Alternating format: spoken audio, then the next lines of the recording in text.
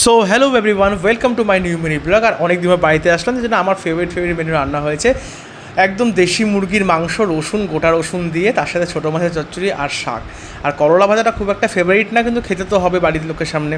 তো প্রথমে নিয়ে নিলাম করলা ভাজাতে ভাতটাকে মেখে, ওটা কোনো রকমে জাস্ট খাওয়া হয়, মানে ওটা জাস্ট মানে একটু কী বলবো। আর তারপরে থাকে শাক, আর শাক দিয়ে ভাত মেখে খেতে আমার দুর্দান্ত লাগে। যে কোনো শাক আমি ভালোবাসি, আমি খুব শাকটা তৃপ্তি করে খাই। তারপরে ছিল ছোটো মাছের চচ্চড়ি ভাই। আর ছোটো মাছের চচ্চড়ি আমি কী পরিমাণে ভালোবাসি তোমরা সবাই জানো। আমি ছোটো মাছের চচ্চড়িটা 2-3 বার করে চেয়ে নেবো, আমার কোনো ব্যাপার না। আর মাছ যদি আমার ফেভারিট মাছ থাকে, ট্যাংরা থাকে, ময়া মাছ থাকে, বরুলি থাকে, তো আমি তো আরও খুব খুশি হয়ে যাই। তারপরে ছিল হচ্ছে কষা মাংস, আর মাংসটা ভাই দুর্দান্ত লাগে খেতে আমার। আর একদম রসুন দিয়ে একদম মাংসটা আলাদাই স্বাদ।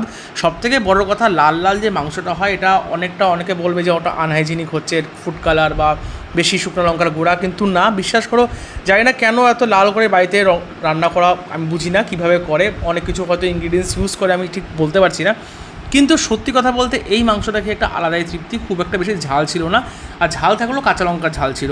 আর গোটা রসুন দিয়ে ভাতটাকে চটকে মেখে খাওয়ার মজাই আলাদা। আর গোটা গোটা আলু। ভিডিওটি ভালো লাগলো অবশ্যই like, share and subscribe. Thank you for watching.